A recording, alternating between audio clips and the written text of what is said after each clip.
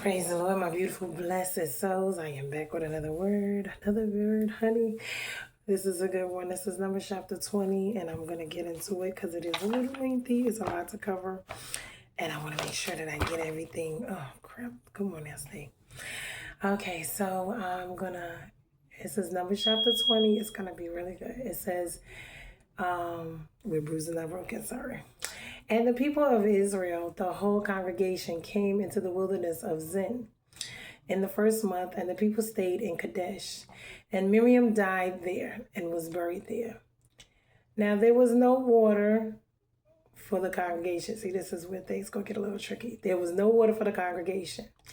And they assembled themselves together against Moses and against Aaron. Here they go with their foolishness once again. People do not learn disobedience. But we're going to talk about that when we get to it. Right now, I am just going through it real quickly. And we are going to get to that part, and we're going to get into that. So now, they turned against Moses and Aaron again. And the people quarreled with Moses and said, "Would that we had perished when our brothers perished before the Lord. Why have you brought the assembly of the Lord into the wilderness that we should die here, both we and our cattle? And why have you made us come up out of Egypt to bring us to this evil place?" See, there we go. "It is no place for grain or figs or vines or pomegranates, and there is no water to drink." So then Moses and Aaron went from the presence of the assembly to the entrance of the tent of meeting and fell on their faces. Here they go, full of no faces.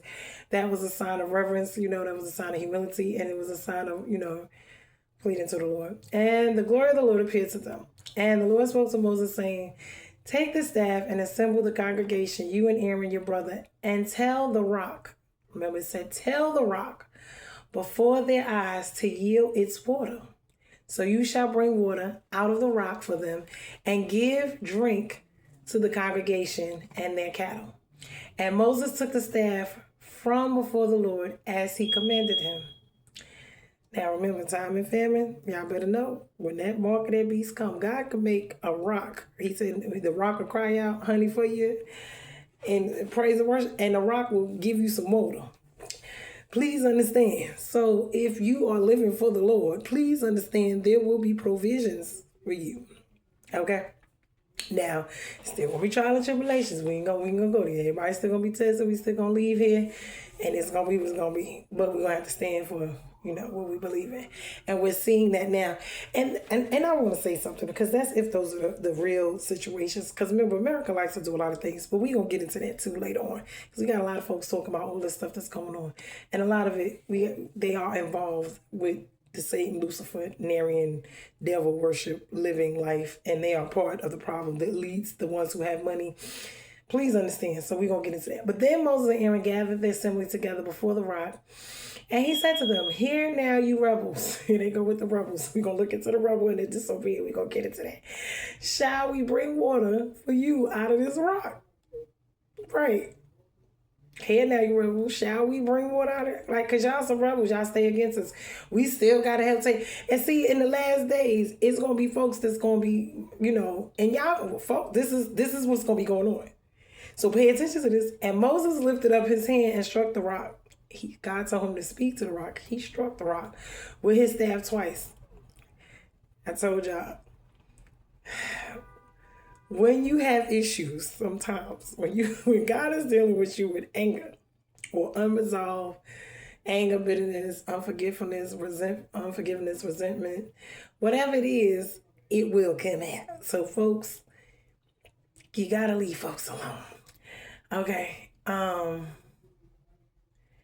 Struck the rock with the staff twice, and the water came out abundantly, and the congregation drank, and their livestock did as well. And the Lord said to Moses and Aaron, "Because you did not believe in me to uphold me," meaning they didn't really say much, "as holy in the eyes of the people of Israel, therefore you shall not bring this assembly into the land that I have given them." So here we go with this.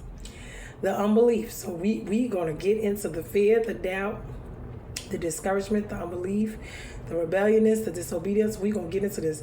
"These are the waters of Meribah, where the people of Israel quarreled with the Lord, and through them he showed himself holy."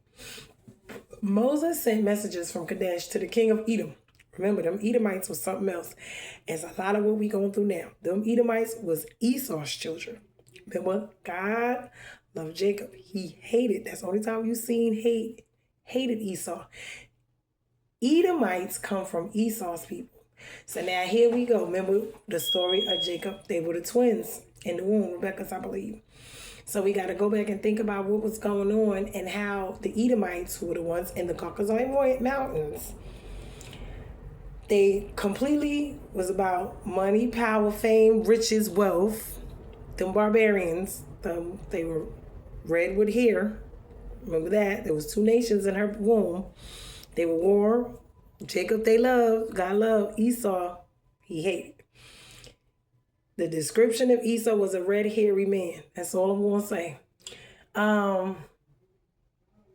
So them Edomites was up there. They refused to have anything to do with God. They wanted to do their own thing. And this was another thing. And so he appealed to them. Thus says your brother Israel, because remember that's Jacob. God changed his name. You know all the hardship that we have met. How our fathers went down to Egypt. And we lived in Egypt a long time. And the Egyptians dealt harshly with us and our fathers. And when we cried to the Lord, he heard our voice and sent the angel and brought us out of Egypt. And here we are in Kadesh, a city on the edge of your territory. Remember? Please let us pass through your land. See? We will not pass through your field or vineyard or drink water from a well. He don't want that provision. We will go along the king's highway. We will not turn to one side or right, meaning to the left side or the right hand. And we will pass through. We have to pass through your territory, so we won't turn neither side till we pass through your territory. But Edom said to him, you shall not pass through. See, folks will block you. We gonna get into it. Lest I come out with the sword against you, own people. Lord, and the people of Israel said to him, we will go up by the highway, and if we drink of your water, and my livestock, then I will pay for it. So he's trying to negotiate, like, okay, well, if you want us to pay, we'll pay you. We don't have to touch nothing, but okay, we'll go through, we'll drink some stuff, but we'll pay. Let me only pass through on foot, nothing more. They don't want nothing else. See, simple things. People not asking much. But he said, you shall not pass through. See, folks, still gatekeeping. Oh, we gonna get into this. And Edom came against them with a large army and with a strong force. Thus Edom refused to give Israel passage through his territory. So Israel turned away from him. Do you see this? Do you see this? And they journeyed from Kadesh, and the people of Israel, the whole congregation, came to Mount Hor. And the Lord said to Moses and Aaron at Mount Hor, on the border of the land of Edom, let Aaron be gathered to his people, for he shall not enter that land that I have given to the people of Israel, because you rebelled against my command at the waters of Meribah. Take Aaron and Eleazar his son and bring them up to Mount Hor, and strip Aaron of his garments and put them on Eleazar his son. And Aaron shall be gathered to his people, and he shall die there. Wow. Moses did as the Lord commanded, and they went up to Mount Hor in the sight of all the congregation. And Moses stripped Aaron of his garments and put them on Eleazar his son. One folks don't do right, it will go to the next. And in blessings and curses, remember that. And Aaron died there on the top of the mountain. Then Moses and Eleazar came down from the mountain. And when all the congregation saw that Aaron had perished, all the house of Israel wept for Aaron 30 days. Now, this goes a long way. Remember, Aaron, he had some issues with the back and forth being, somewhat of a traitor himself at times. And then he was a traitor to Moses, and then he was a traitor, to his own family. We see, so when we think about dysfunctionalisms in our family, we got to understand this been going on. It said in the Bible that your enemies will be of your own household. So we must understand from the time of Cain and Abel, Jacob and Esau, all of these folks, this is what this is all about. And even with us, because when we think about how slavery, all these different things, betrayed by our own people, meaning our own Black African people sold us for arms or whatever. Our own people enslaved us even here. Our own people are over us in, they gain a little, get a little, and then they destroy us to get a little, gain a little. See? This is what, okay, we're going to get into it. As this chapter begins, the history of the 40th year, which was the last year of the Israelites wandering in the wilderness, and since the beginning of their second year, when they were sentenced to perform their quarantine in the desert, there to wear away the tedious revolution of 40 years, meaning that discontent in their heart. There's little record concerning them till the last year, which brought them to the borders of Canaan. And the history of this year is almost as large as the history of the first year. This chapter gives an account, one, of the death of Miriam, right? Two, the fetching of the water out of the rock, and which we observe, and the distress Israel was in for want of water. So their discontent, murmuring in that distress, God's pity and power engaged for their supply with water out of the rock. The infirmity of Moses and Aaron upon this occasion, and then God's displeasure against them again. The negotiation with the Edomites, Israel's request, and the repulse of the Edomites gave them. Then the death of Aaron and the high priest upon Mount Hor, the installment of Eleazar in his room, and the people's mourning for him. So this was, a kind of breakdown. Okay, after about 38 years, tedious marches, rather tedious rest in the wilderness, backward towards the Red Sea, the armies of Israel now set their faces towards Canaan again, and had come not far off from the place where they were when, by the righteous sentence of divine justice, they were made to begin their wanderings. The reason that was because of their disobedience, their disbelief, their not having faith, what else was it? Rebellion. So all these things, and the wanting to be back in Egypt, which was where God delivered them from, wanting to go back. So their minds and their hearts is what God was trying to get the slavery mentality out of their minds towards him, towards everything, because you do have to be in a certain place in order to receive the new things. And this is what this is about. And it is not an easy process. Even when you get saved and you're trying to live right, and you have to do certain things to continue to be saved. You can't be around old people. You can't have old friends, because as long as they're in that way, then they'll have you there. So then you got seclusion and isolation, which is another hard process. Then you got to go through God taking, meaning extracting out the old, you and the actual wants of drinking, smoking, partying, sexing, and getting you to let go, to let him have control, so he can, you can follow his ways instead of the ways of the world. And so this becomes, a battle in itself in your mind first, because of what you're naturally used to doing, which would be your thoughts, your habits, which become patterns and cycles that you normally, if you like to eat, and that's the way you do things, you comfort yourself with eating because can't drink, smoke, have friends, you can't have sex, whatever it is that you're doing. Now you have to sit and deal with these things. And then amongst that, you're going to have the voices, which is the demons that are in your head. I told you about the soul wounds of demons, which there are plenty of them in there telling you different things, to go back, to do this. And this is where the battlefield is. So you're battling the mind, which is yourself, Satan, whatever voices you're hearing, God's voice. Then you have the demonic voices of all the things. Oh, go have a drink, or go have a smoke, or go party. It's nothing. Go call your friend, y'all hang out, you depressed, go have sex, go do this, go do that. And so this gets to be, you see what I'm saying? It's a battle, and it's a daily one, to keep you from going back, to keep you from being the old you, doing the old things you used to do. Like I said, whether it's anger, whether it's a mental thing, whether it's in your friends, in your household, your family, your spouse, your children, whatever it is. And the more you have on your plate, the more complicated it can be.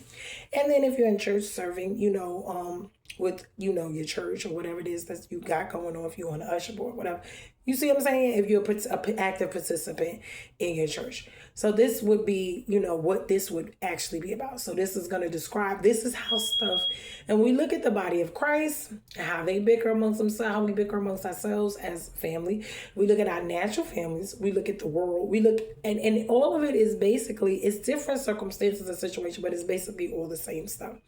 Family fighting against family. Put it like that.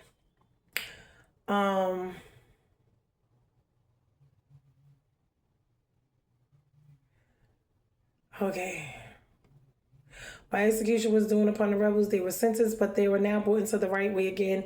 They abode in Kadesh, not Kadesh Barnea, which was near the borders of Canaan, but another Kadesh on the confines of Edom, farther off from the land of promise, yet in the way to it from the Red Sea, to which they had been hurried back now. So here dies Miriam, the sister. Remember, there was a lot with Miriam and Moses and Aaron. And as it should seem older than either of them, she must have been, so if she was that sister that was set to watch Moses when he was put into the ark of the bulrushes, Miriam died there, and she was a prophetess and had been an instrument of much good to Israel. So God did, allow whatever her to be used. And God uses us no matter what is going, as we can see, he still uses us. It doesn't matter. And that's even with what's going on right now. But we do have some choices in this matter, because we can choose to be rebellious or we could choose to be for God. But God is going to get the glory out of it either way. Either by you being against him and over there doing the will for the enemy, and him showing you through his greatness that he's still going to triumph over you and your mess. And see, it's deep. But anyway, and Aaron with their rod went before them, and the wonders of Miriam with their timbrel, and then praising of God for the wondrous works. And Aaron did them real service, and yet she had once been a murmurer, meaning, and she was not to enter Canaan as well. And this is how this goes, because when God is trying to do something, he's going to take away a lot of the old people, because these people are not really, beneficial to you. And this is why all of them have to either die off, fall off, or be removed because of these reasons. Why? Because they're not going to be helpful to you in your new season. He has to bring you new people. Why? Because new people is going to help you and move you, because he sees the hearts of these people and they're not for you. So when we're looking at this is why a lot of this, and that's also what he's doing within the whole congregation, with them, with Aaron and Moses, and with him, as well as with each other. You can't have mutiny. You can't have treason. You can't have traitors among you all the time. And as we can see, even with Jesus, they would try to get in the way, gatekeep of your destiny, either block you, hinder you. And this is why I said people don't want to help, but they want to hinder. And this becomes a problem, because it's all about them. They don't want to see you do it. They don't want it done, meaning they don't want the work of God done unless it's them doing it, and they want to get the praise. But it's not about them. It's about God, and it's about the work he's doing through you, but it's for other people. It's not necessarily about you. It's about the other. And this is what, the getting our praise here as opposed to on, in heaven, because some things we're going to get here, but then some things we're not. And this is what this is all about. So, here there's another miracle. One place met before the name in beginning of march through the wilderness, which was so called because of the chiding of the children of Israel. And now we have another place at the later end. The march will be the same name for the same reason. This is the water of Meribah. And this is what was done here, was react. Okay. There was no water. Okay, we already got that. On a rock.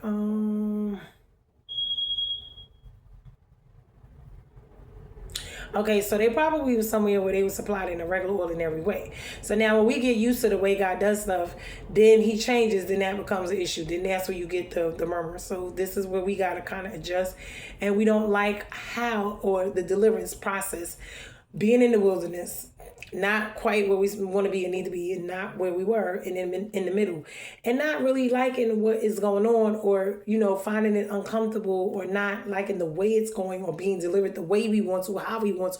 You know what I'm saying? Like we can say, oh, we want a man, or we want a car, or we want a job, and then we'll give all these lists, and then God may give us, but it may not be exactly when we want it and how we want it. And so then it doesn't really look, and we go through this, or it's not in our timing, meaning we said, oh, within a year. And then if God takes longer than that, then we're upset and we're angry. So these things happen. These things happen, as we can see. But in the place of that was no water sufficient in the congregation. No lie, live in a world, one wherever we must expect to meet some inconvenience. Yeah. Okay, living in this world, we must expect to meet some type of inconvenience, which is grace and mercy to have plenty of water.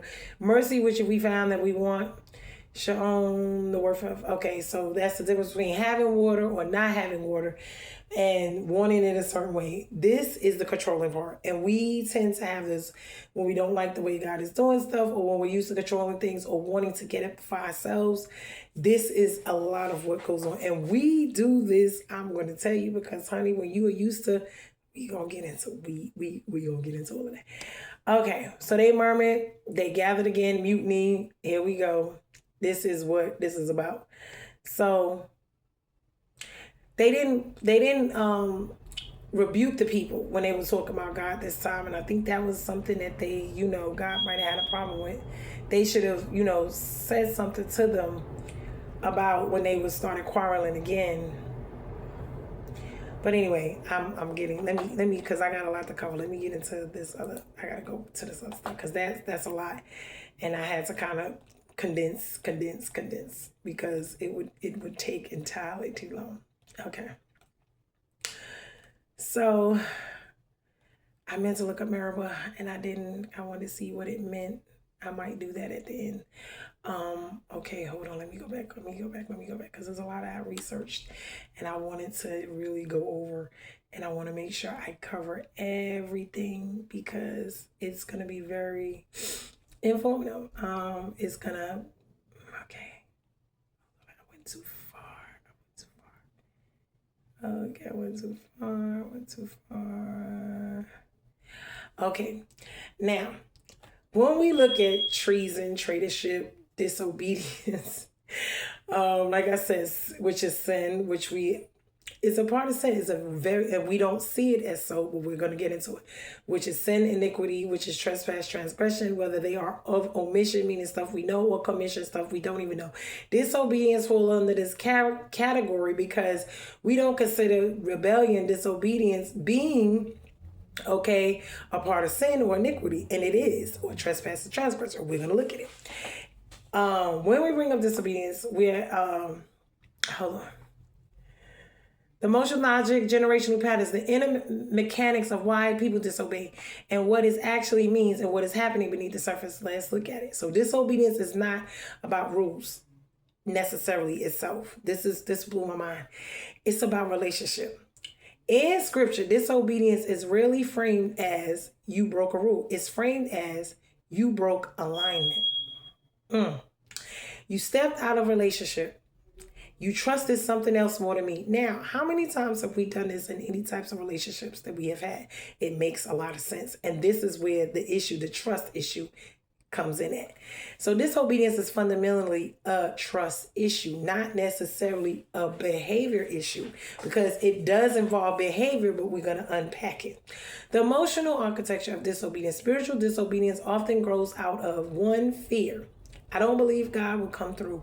This is where the discouragement, this is where the murmuring, this is where all of this comes from. Fear and control. I need to handle this myself. Old wounds and trauma. I don't trust authority because authority hurt me. This has a lot to do, when I say this bless my soul too. Impatience. I want the promise, but not the promise, right? Because we don't like to wait for things. And when we think about ourselves, and we think about our children, we think about a lot of things, this make a lot of sense. Even ourselves with God, our relationship with each other. Identity, confusion. I don't know who I am, so I act outside who I'm called to be. Why? Because we don't really know until God let us know who we are. And in order to do that, we have to have a relationship with him. Disobedience is rarely rebellion for rebellious sake. It's just usually self-protection in disguise. Woo, when I tell you, that made things a lot more clearer, or it made a lot more sense. Now, the generational pattern of disobedience, because remember, this is a generational thing. Whether you yourself, because we're all born into it, it is in the bloodline. In lineage work, disobedience often shows up as inherited distrust. So this is things that we have had along the way in our lives. Inherited survival strategies, whatever strategies we have put in. Inherited fear of surrender. Inherited patterns of self-reliance. Now, when we think of these things, we could think of a person like saying, well, I don't trust men, or I don't like men because they were raped. See what I'm saying? This forms this pattern. And this is the thoughts that forms the habits that forms the patterns and the cycles of that person's life. So this will govern how they think. And this is what this is about. Inherited patterns of survival strategies. That means you distrust, you have your own survival strategies. You have fear of surrendering to other people, meaning allowing them to, have any type of authority over you. Your pattern of self-reliance, meaning feel like you have to always do it on your own. That's control as well at times. That can also be anxiety, worry, fear. You know what I'm saying? All of these things can become like, have these traits because of that. Inherited rebellion against authority. Why? Because you don't trust authority. You trust yourself. Inherited trauma around leadership, right? And these are where the Leviathans and all of those spirits that I was talking about come in. This is where we get the addictions. We either fall into them. We get the cycles of sin, whether it's emotional, whether physical, financial, whatever, whether it's your body or physical. This is where this comes in at. So when we're looking at this is from a whole standpoint. So we've passed these things down because we pass down, we can take care of ourselves. We don't depend on anyone. Trust gets you hurt. These are some, and this is so true because this is the world we live in. Now, God says guard your heart. Yeah, but sometimes we can be the ones sabotaging our own selves because we don't know the difference. This is where discernment comes in. Who's for you and who's not? And a lot of times we are switching that. The ones who really love us, we treat like crap. And the ones who don't, we treat good. Why? Because that's that Stockholm syndrome. That's that PTSD, all of that. That's going to that trauma bond and stuff. Okay. So these become spiritual disobedient patterns because they block alignment with God. Exactly, because it's the opposite of what God says. This is what we say. This is what our minds say. This is what our experience say. This is what the world has told us based off of the patterns that's going on. So we're logically in our minds, thoughts, looking at it, saying this is habitually happening. So I'm going to pattern myself to do the opposite, to protect myself. And that becomes my cycle that I stay in. So this is why folks stay single, all these other things. Why? Because shutting off, why? And that's not always good. You can isolate, but not for forever. You're supposed to be around folks, and this is a part of life as well. I'm learning this myself. It is deep. Okay, so the spiritual logic behind disobedience. The scripture disobedience is often rooted in misalignment of identity. Israel disobeyed because they saw themselves as grasshoppers. They saw themselves small. So small, minute, not important, not pretty enough, not this, the validation that we need, that we do not get from ourselves, from others. And a lot of this has a lot to do with it. Misinterpretation of God's character. They believe God brought them out to die. This is another thing. A lot of times when we around people, places, and things, how they represent God, what they say and tell us about God and how he is and how he is not, will form our thought patterns, which will be thoughts, which will become habits, which will become patterns and cycles as to how we view, whether it's church, each other, friends, people, when it comes to systems of belief or systems of relationship. Now, I wouldn't say systems of belief because I don't do belief systems. I do relationship. But anyway, also, it's misplaced loyalty. This is they trusted fear more than the promise. And this is where the discouragement now. This can be a different series of things because these things can be, like I said, any of these voices can be either yourself. It could be, it wouldn't be God if it's telling you certain things. So that's not God. But these voices can drown out God's voice when we're used to having them, like Leviathan telling us to protect ourselves, all of these ourselves. It could be the spirits themselves. It could be, so when we have all of this going on in our minds, trying to make decisions as to what to do with our life, and we got to really, this is where the fasting and praying come in, is silence some voices or make them, quieter. And this is where the deliverance consistently has to happen because it's an everyday thing for a lot of people. It doesn't just go and stay. It goes and it comes back in different certain situations and circumstances in your life, that it will put you in these trigger situations where you go back to what you normally, if you normally, was alone and, you was depressed, you go get you a bottle and you stop drinking, then you may go back and get you a bottle. See? Why? Because that was your comfort. But it doesn't stop anything. It just, at that time, your emotions, it just was like a pacifier for a baby with a bottle, So, then we'll have mismanaged emotions. This is another what kind of what I was just saying. Fear, anger, and insecurity drove their decisions. Yes. Disobedience is the fruit, that these are the roots. So like I was just saying, if you're a drinker and you smoke weed or cigarettes or whatever, I'm just using these as examples. You see what I'm saying? If that was something you leaned on and that was something that pacified you, these would be the way that your disobedience, because of this situation, that's the root of it, will lead you to go to that. So this is how this goes. So then the pattern of disobedience in number 13, because I'm like, why would these people just keep doing this? And we got to get to the root of it. So the patterns of disobedience. We've been studying these in the chapters deeply, so we're going to watch how these patterns unfold. Chapter 13, the disobedience was the fear had distorted their identity. Remember? Then in 14, it was the fear becomes rebellion, right? So then in 16, rebellion becomes organized disobedience. Remember, worry, doubt, anxiety could be in there too. Then we got in chapter 17, God restores the order. In chapter 19, God provides cleansing from the residue of disobedience. This is not random. This was progression. That's why he did the red heifer, to cleanse them. That was the cleansing process. So when we going through these processes of disobedience, of going out there doing stuff, learn, because this is what's going to happen. That's why it's going to be a path, whether it's one thing or another, because you're going to always be learning. That's why he's the shepherd. He's going to pull you back when things is going on with the what is it?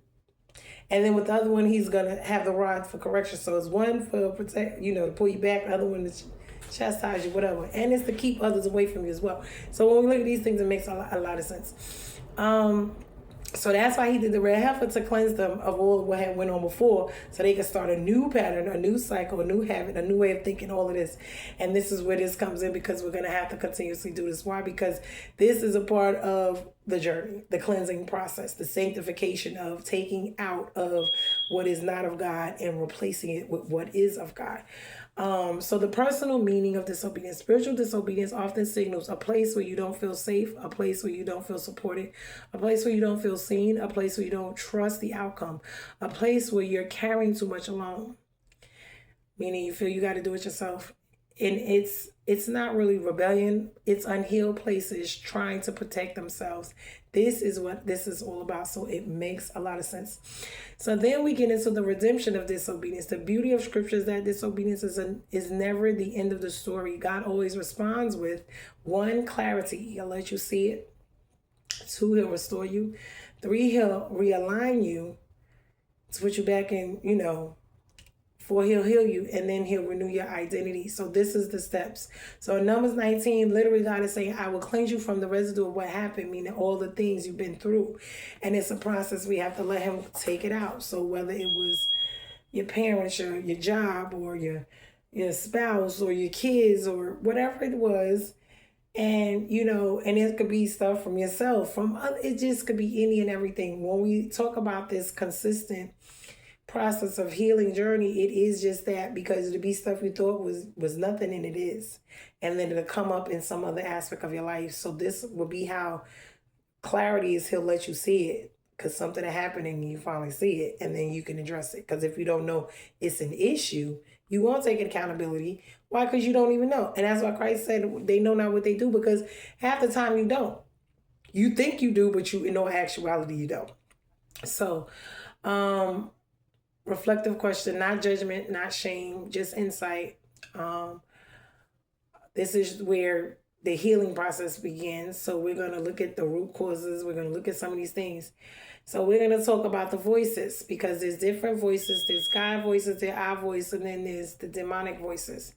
So we're going to talk about this, because this is what the battlefield of the mind is all about. Because it starts there. I'll tell you, everybody starts there. This is deep, important. I will tell you how to read Battlefield of the Mind as well with Joyce Meyer, because she really had put that thing out. It's a couple other people, but that's just one that I've read. I'm just, suggesting. But anyway. So, we're reaching for this. We want to look at the voices, discernment, clarity, and spiritual architecture. So we're going to break down the way to be grounded and spiritually intelligent without drifting too far. So we're going to be clear, structural, emotional, grounded framework. We're going to look at the difference between God's voice, destructive voices, deceptive voices, intrusive voices, our own voices, whatever it is. That is, and it's this spiritual discernment framework, so we can kind of tell. The core difference: God's voice aligns with peace, and destructive voices align with fear. So we're going to look at how this goes. God's voice, what it feels like. Okay. Across spiritual tradition, God's voice consistently carries the same qualities. Peaceful. Even when correcting, it brings calm, grounding, and clarity. So remember that. It is gentle, never forceful, frantic, or chaotic. So this is God's voice. It is loving, rooted in care, dignity, and compassion. It is clear, not confusing, not contradictory, and not manipulative. Why? Because that is all the signs of Satan. It is aligned with your worth, meaning God's voice never attacks you or your identity. So these are things that I am like, whoa. Consistent with scripture, it reflects love, wisdom, patience, truth, and hope. So this is how you're going to tell, and this is the fruit and all of this. This is what this is about. Invitational. God invites. He does not coerce, meaning manipulate, coerce you, lie, cheat. Just no. You make up your own mind with God. He's not in a rush. He's not. No. God's voice sounds like, you are mine. You are safe. Here's the next step. Come closer. Let me show you. Even correction feels like, let's realign. You're better than this. Come back into who you are. And this is the wonderful part, because, honey, growing up, we didn't get a lot of this. And it was probably because they didn't get a lot of this either. And so we do what we know. You know what I'm saying? And whether it's right or not, we may not know that right then. We just do what we know. Destructive or deceptive voices, what they feel like. Spiritual language, what people call demonic voices, are not always literal, meaning they are fear-based, intrusive, condemning, or destabilizing thoughts that feel external, overwhelming, or accusatory. These will be the qualities that they're going to carry. One, they're going to be fear-based. They create panic, dread, or urgency. So it's going to create some type of panic in your life, whether it's worry, fear, you see what I'm saying? Doubt, anxiety, all of these type of depression, all these type of things that are caused. And dread and urgency, meaning want you to be quick and making decisions or doing things. If you don't do this, God's not going to do that. No, that's not, no. Condemning. It attacks your identity, your worth, or your safety. So to threaten you, it'll tell you ain't worth this, or who you think you are, and then your worth will be also attacked, meaning you're not worthy. So these are the voices. Chaotic, fast, loud, confusing, or overwhelming. So to speak to you quickly, it'll be loud, or it'll be confusing, or it'll be overwhelming you. And these are the things, people suffer with different things, and this is what this is about. When we take this apart, we understand. It makes a lot of sense.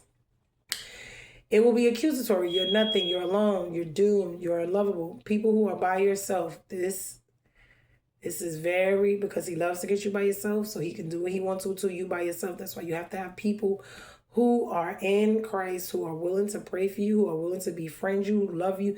These things are very important, because when you are going through these type of things, you need someone on the outside to tell you what you're going through, because when you're going through it, you don't see it, you don't know it. And this is where that comes in at. But it can't be any and everybody, because people will manipulate you, they will monitor you, they will lie, deceive you, they will do things to intentionally, because their intentions and their motives is not to benefit you. And if it is, it's only to enlate and benefit themselves. It'd be really to harm you or to trick you or to get something from you. So we got to pay attention to what goes on, okay? God says for us to guard our hearts. We're not to be, this is why these type of things, this is discernment, we're supposed to know. Why? Because we want to know the difference. Okay, so we're like sheep and we're out here and these wolves are waiting to attack. But we have to know what is going on. Shame and focus, meaning this is not conviction, but shame and focus. So these are some of the things that we'll see. It will convict you. It will shame you. So make you feel bad, make you feel terrible about whatever it is you did. Then it will isolate you, pull you away from your support team, your community, your grounding.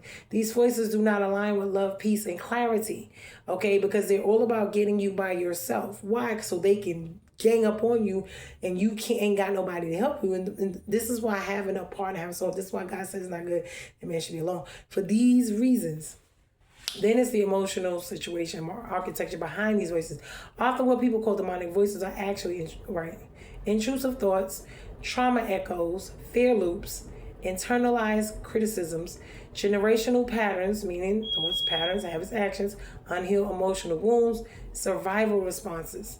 So they feel external because they are loud, urgent, and uninvited, but God's voice never feels like that. So these are the voices that are already inside of us from whatever it is we have already gone through and or experienced in our life. So this can be very overwhelming at times. They will label it depression, PTSD, all these different things. This is what this is about. So this could be demonic voices, your voice, other, this is what this is about. Now, the scriptural patterns gives us a consistent contrast. God's voice is still, small, steady, it's peaceful, it's wise, and it's loving. Destructive voices, on the other hand, are accusatory, deceptive, fear-inducing, confusing, and chaotic. This pattern is stable across entire biblical narrative. So, accusatory, deceptive, fear-inducing, confusing, and chaotic. This is what that is about. So whenever we see these type of patterns, we already know, because God is not the author of confusion. So the practical discernment is, when we hear these voices, does these voices build me up, ground me, guide me, align me, restore me, remind me of who I am? If yes, it aligns with God and his character. Does these, now that people can come around and they can do that, and it may not, so you still got to pay attention because it got to be the fruit. Does this voice shame me, frighten me, confuse me, pressure me, belittle me, isolate me? If it does, it's not aligned with God's character and everything. Remember, the most important truth: God's voice will never threaten you, shame you, belittle you, rush you, confuse you, condemn you. God's voice will always guide you, comfort you, correct you with dignity, align you or put you back in alignment, restore you, and bring peace to you. Even in conviction, when he's correcting you, God's voice feels like clarity and not chaos. So this is what this is about. Okay. Now, when it comes to discernment, because wait a minute. Okay, wait. I think I just did this. Yeah, I just did this. Hold on. I said I was going to look up Meribah. Look that up.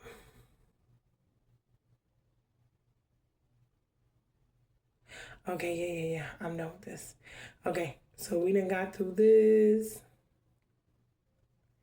Now, the deeper layer is, we need to pay attention because this will be the last. The deepest layer is why this matters for us. When we've been doing this type of, trying to align, trying to look, and trying to figure out what's going on with us, we need to recognize when fear is speaking. We need to recognize when trauma is speaking. We need to recognize when old patterns are speaking. We need to recognize when God is speaking. It will give us authority over confusion and clarity in our spirit. So this is what this is about. I'm going to look up Meribah, and then we're going to get into the fruits of the Spirit, because that would help us out as well. Meribah. I want to know the meaning of Meribah because I want to know what it meant. I kept seeing it. Okay, Meribah, here's a clear crown. Okay. It means quarreling. Wow. Provocation, strife in Hebrew. Wow. So they were at a place where this is what this was about. This is where Israel argued with God about water. Wow. And it's that. Both places became symbols of unbelief, complaining, testing God, leadership, pressure, emotional and spiritual conflicts. Wow.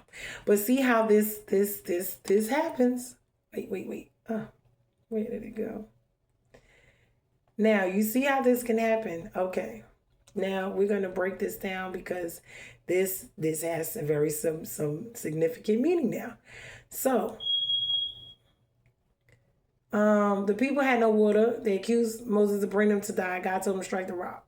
No, he told Moses to speak to the rock, but he struck the rock twice, and water flowed out.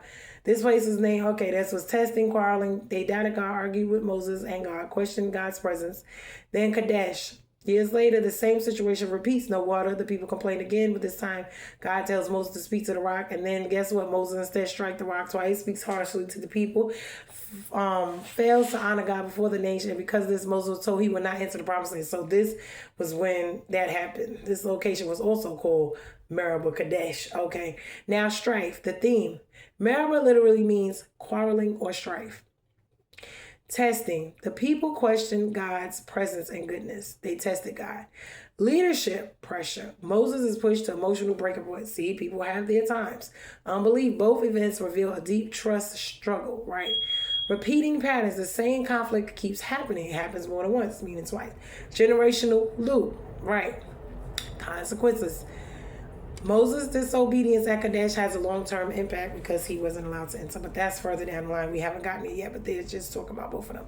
So the generational and emotional, Meribah represents inherited patterns of complaining and fear. The people repeat the same behavior decades apart. Meribah symbols emotional pressure on leaders. Moses breaks under the weight of the people's constant demands. Remember that. Yes. Meribah, whenever you're in a position of leadership, when you're a parent, when you're whatever, you are in a position, a role, a title of leadership. I don't care what nobody says. This becomes, you have issues, you have pressure, you have a lot of these things going on. And if you're a parent and then you have other things going on, that just adds more onto you. So this is what we got to pay attention, people.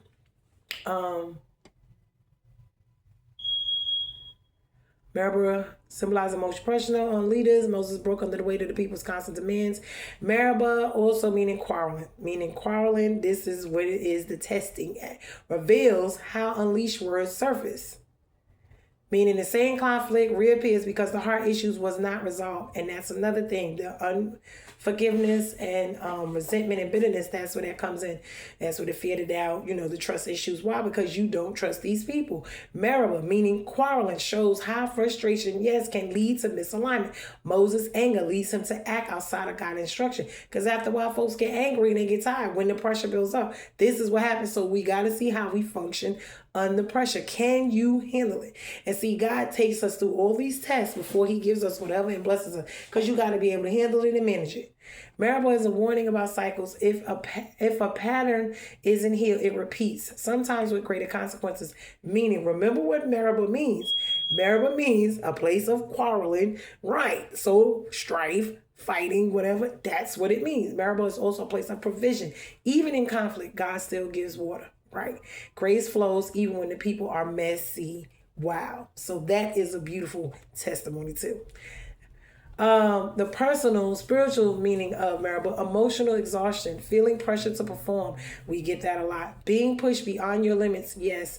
Repeating family patterns, reacting from wounds instead of alignment, questioning God's presence in hard seasons, frustration that leads to missteps. Yes. This can happen in all of us. Remember, and this is why God's grace and his mercy is so wonderful and beautiful, because even while we're going through all of this, he is still with us and he is still loving us and he is still transforming us and waiting and loving us. Now, I'm going to give you because we're going to go through, remember, the fruits of the Spirit are love, joy. Now, love is not the love we're talking about here. This is the agape love. Why? Because this is what we don't know how to do. We need God to love us the way we need to before we think we're going to love somebody else. Because you can't love somebody if you don't know how to love. Everybody thinks they know how to do that, but they don't. Okay, joy. This is not happiness. Happiness and joy is two different things. Hold on, let me look up happiness, because happiness... Hold on. Happiness is different from joy. People tend to think they are the same, but they are not. Happiness is not an emotion, it is a state. Emotions rise and fall. Remember that. This is why people were in love one minute and then next minute they not. One minute they say it's God. God wasn't in it. It was emotions. It was lust. It was all these other things. This is why this happens. Okay. Emotions rise and fall. They change, yes, from day to day. Happiness is a baseline, a posture, a way of being. The quiet sense is I'm aligned, I'm safe, I'm supported, I'm becoming who I want to be. And the steadiness. Happiness comes from alignment, not circumstance. Well, that's joy. That's not really happiness.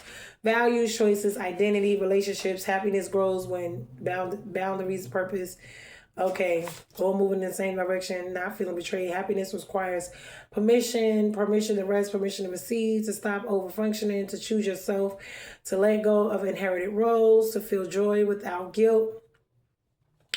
Happiness is built, not found. It grows through small daily joys, meaningful connections, emotional honesty, spiritual grounding, boundaries that protect your peace, choosing what nourishes you. It's a garden, not a lightning strike. Happiness has layers, physical, emotional, meaning physical layer, you rest, nourishment, movement, emotional layer, feeling safe, supported, understood, mental layer, clarity, focus, peace of mind, spiritual layer, connection, purpose, alignment, relational layer, healthy bonds, mutual belonging. When these layers are harmonized, happiness becomes natural. Happiness is not absence of pain. It is the presence of meaning, resilience, hope, connection, self-trust. Happiness is the ability to feel joy even while navigating challenges. It's not fragile, it's rooted, huh? Happiness,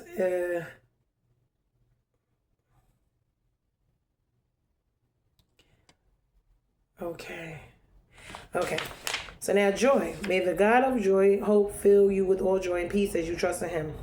So you may overflow by the power of the Holy Spirit. The Greek word translated joy means gladness and delight. Hold on. I'm gonna put. Hold on, because I wanna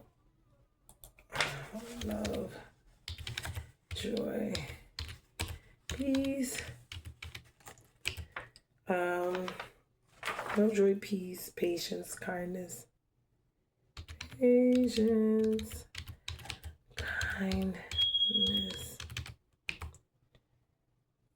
goodness, faithfulness.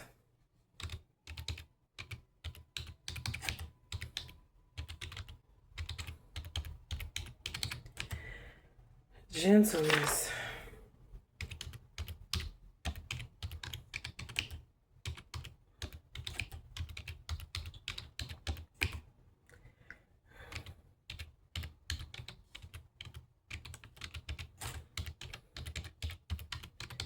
Okay, so now we're going to look at this.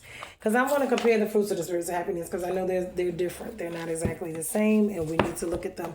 And then I'm going to get into the last part, which is going to be a blessing as well because we need all of it in order for us to be able to get the difference. Okay, so now the difference between happiness and the fruit of the spirit is, meaning the love, joy, peace, is the core difference. Happiness is a feeling. The fruit of the spirit is a formation. Happiness is emotional. The fruit is transformational. Happiness fluctuates because the fruit stabilizes. Happiness is about circumstances. The fruit is about character. Happiness is something you experience. The fruit is something you become. So now we're going to compare these things. Love is identity posture. Remember, it doesn't boast. Hold on, we're going to read some of what it says when it comes to love. If you say we're supposed to love one another, and love comes from God because you cannot have love without God because God is love. So now God gives us the unconditional love. Now, biblical love is a choice. Love is a choice. It's not a feeling. It's unconditional. It deliberately expresses itself in loving ways, always seeks the best for others, meaning this is not an emotional thing.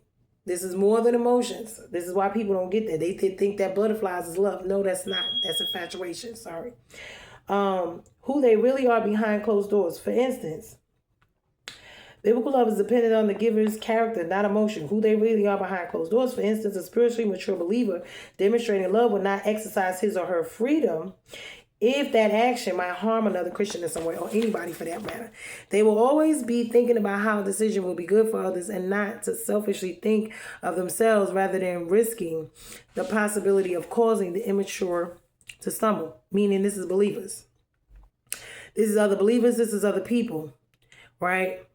Love chooses not to be selfish and not to do things out of their own selfish desires. This is the thing.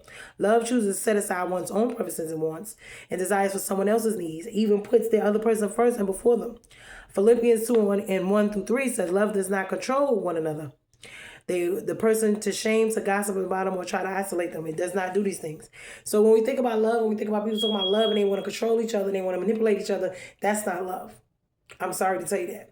Look up love, which is charity, and is in I forget which quote. I forget where it is, but it's forbearing. It's all these things that we do not see in this world. What we see is infatuation with the Disney and all these people in the movie theaters. Oh, the butterflies. No, that's not love. Stop. Sorry. I'm so sorry to tell you that. Now joy, like I said, is different. And joy says, may the God of hope fill you with all this peace and trust him and overflow with hope and the power of the Spirit. Because we got to have love, joy, and peace and faith. Love, hope, faith. Yeah. The Greek word enjoy translated means gladness and delight. But it's something that the world can't give and the world can't take it away, because it's not based on the situation, circumstances, and desires of this world here. We're looking at the spiritual ramifications. So that's what that's about. And the relationship that we have with God.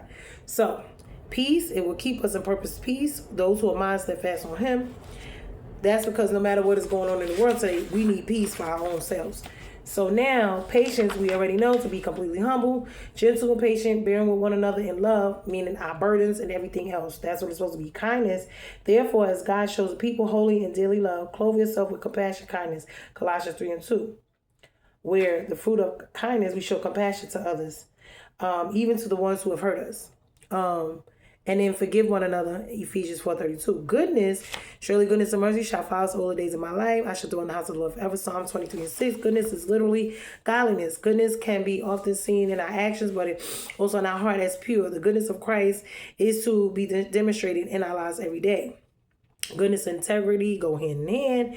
How we deal with each other. How we act towards each other. God reflects his goodness and kindness towards us daily. Then we have faithfulness. His master replied, well done, good and faithful servant. You have been faithful with few things. I will put you in charge of many things. Come and share your master's happiness. But see, that comes along with being faithful, meaning to be reliable, trustworthy, not being lying and manipulative, not being, you know what I'm saying? This is what this is about. And when it talks about that, we're talking about it to God first before we can be any of these things to anybody else. And we have to understand, if this is what we want, we have to first do it with God and allow him to show us by doing it with us, meaning him showing us how to love. First through him, loving him. Why? Because he first loved us. So this is what this is about. Then we have gentleness. So we're supposed to endure with one another, and that's with faithfulness. Then gentleness. Let our gentleness be evident to all. The Lord is near, Philippians 4:5. Gentleness is closely connected to humility. Okay, being a humble person, being opposite of pride, because this is what this is about. When you're too much pride and too much ego, things go left. Why? Because humility is what's going to help resolve the issues. It's not going to be about having pride and ego, meaning wanting self-control. It's like a city whose walls are broken through a person who lacks self-control. Proverbs 25:28. Characteristics of these people, because they can control themselves. They have some type of self-control. That's the true test of people. Now, if you want to be any type of leadership position, this is what you're going to have. Because even as a parent, as a mother, as a father, these are what we're going to have to be doing. Why? Self-control is one of the major things. If you can't control yourself, how do you expect to lead and control other people? This is what this is about. So when we look at people who want to be over and want to lead and control, if you cannot control yourself, you need to go sit down and let yourself go through the process of learning in leadership. Because the first thing you're going to be doing over people is you're going to have to be humble and submit. Why? Because you're going to have to serve them. Prideful people can't do that. You have to have humility to do that. And this is the problem. When you're full of pride and ego, no. And that's why God gives us these wilderness situations to where he's going to get all of that out of us, take what is not of him out so that he can put what is of him in you so that you can deal with these people, places, and things. This is where you can be over somebody. Because if you don't have those, you can't. How you going to be over somebody? You can't serve. In order to lead, you must first serve, because you, as a leader, you are called to serve the people. But this is not what a lot of folks want to talk about. But anyway, so we're going to get into it. So love is identity, posture, spirit form. It's constant. It makes happiness deeper, not dependent. Joy is inner gladness, spirit rooted. It's unshakable. Joy remains even when happiness fades, meaning in your circumstances, situations. It's be happy one minute because you got a promotion, and then, sad the next if something else happened. That's happiness. But joy is different. Peace is internal calm. Alignment with God, steady, protects happiness from anxiety. Patience is emotional endurance. Maturity, slow growing, keeps happiness from collapsing under pressure. Yes. Kindness, heart posture, compassion, overflowing, creates relational happiness. Goodness, integrity, character, consistent, produces long-term happiness. Faithfulness, loyalty, trust, stable, builds secure, lasting happiness.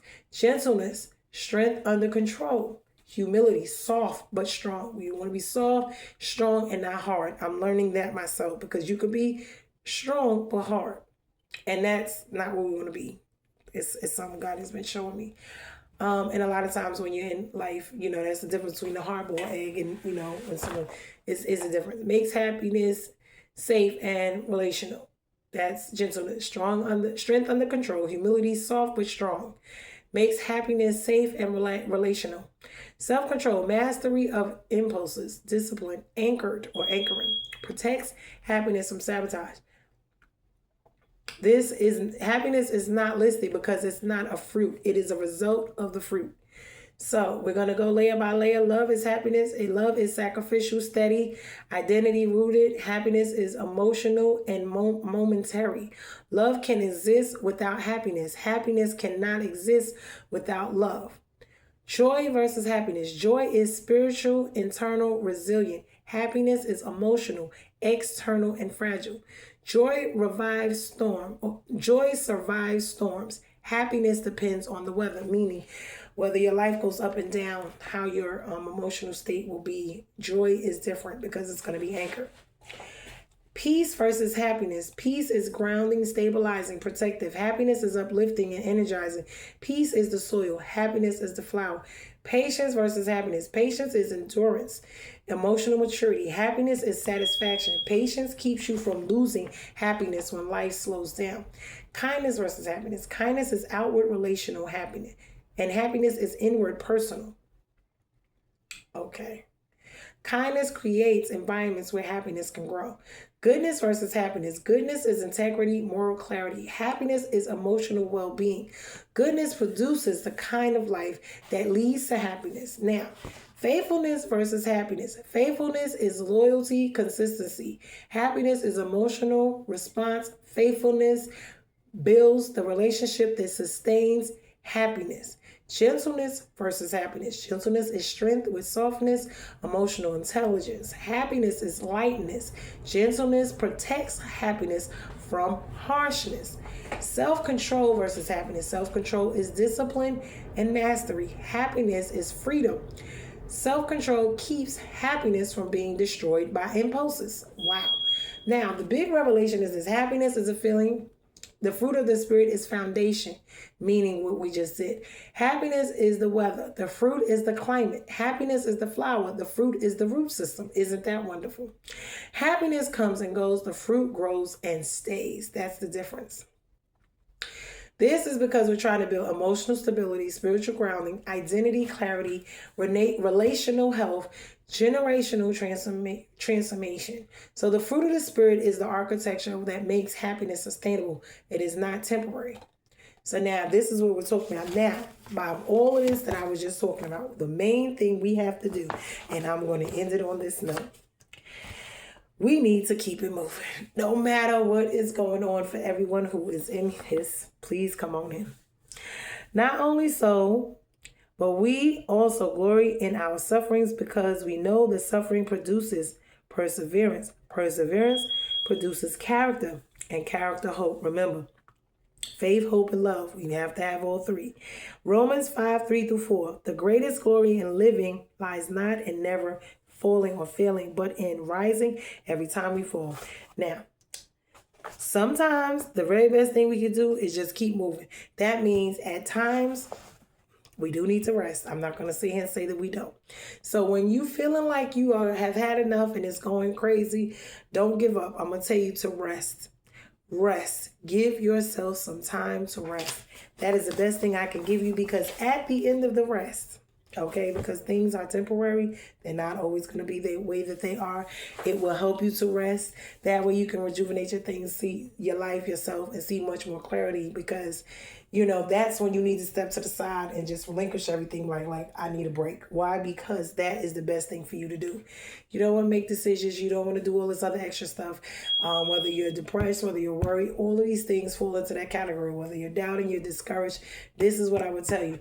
Rest. Take some time off. Leave the situation alone. Go somewhere. Get with God. Take a break, a breather. Why? It's not falling. It's resting. It's giving yourself time and space to regroup, regather. Why? So you can come, get some freshness going on. You need to relax yourself, your mind, your thoughts, your body, all of that. We need to rejuvenate. This world is a world where we don't do that. We're always going. This world does not teach us to be, good to ourselves, good to our bodies, good to our minds. No, it teaches us to be slaves, to be working, to be doing all these things, making money. It does not teach us to be, what we need to be stable, because you can do all of that. And if you're not here, you're not whole, you're not healthy, you're not going to be here for your children or this. You want to take care of you. You have to take care of you. And if you don't, you will see the results of that. So that's just the end of it. And me personally, I have been seeing it. You were poor, and you need to get somewhere and sit down and relax. I'm going to tell you that as a person that, has been through this. And sometimes I myself have to step back, whether it's from social media, whether it's from friends, whether it's from family, whether it's from children, whether it's from work, whether it's from, doing the channel. Whenever I feel overwhelmed, whenever things is going on, I have to take a break for myself. And that needs to be something daily implemented, where you put that in your life, where you do stuff for yourself. And people seem to think that self-care is all about getting nails done and looking. No, it's about this here is what this is about. Caring for yourself like this. You know what I'm saying? And I know sometimes for the people who are by themselves, it gets to be a lot. And you need to have certain people around you. But you don't want to run out there. You want to be in a church, if you can be, that is a God-filled. You got to research that. Spirit-filled led church, because not all of them are. You want to have community. You want to have people around you, that's going to care. But you have to have discernment, especially when you're young and you're just getting, a babe in Christ and you're starting your walk with God. You don't want to be around people that's going to take you back out of the will of God. You want to be discerning. You want to be in the will, because if you think you can handle it, you'll end up back where you were, and you don't want to be there. So you want to be mindful of these things. And these, remember, it's the thoughts that become habits, that become patterns, that become cycles. And in order to break them, you can't be around and doing the same thing, because you're going to get the same result from it. So you want to be around, and finding those, I found it myself challenging at times, especially when I'm trying to get with people who are wanting to be saved, wanting to stay saved, wanting to live like Christ, on fire for Christ, and you want to be around people who are like you, who are like-minded, who have the same, we don't have to be the same in every way, because no one's going to be the same, but have for the most part the same type of value system, to where, yes, we both want to be and remain saved. And I've been dealing with that myself, with finding a church home and other things.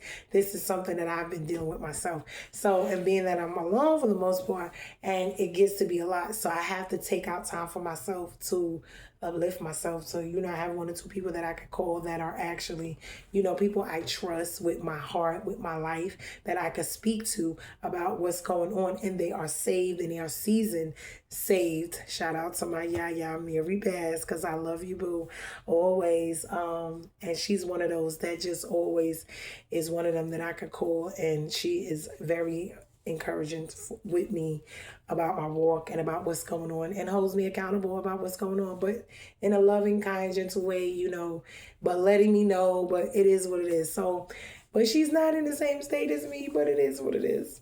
So we want to be mindful of these things, because we want to have people like that around us, because we don't want to just be out here just flying all over the place and just doing any everything, because it's not going to be good. So you have to guard your heart and have really good discernment. Ask God to show you, lead you, and send people that will be those type of people in your life that want you to stay safe, want you to grow, even if that means outgrowing them, even if that means doing better than them, not gatekeeping, meaning keeping the information from you that you need to know for your blessing, for your breakthrough, for your healing, whatever it may be, not charging you for the information, or the help you need. Why? Because we're not here to charge people for the healing, deliverance, and restoration.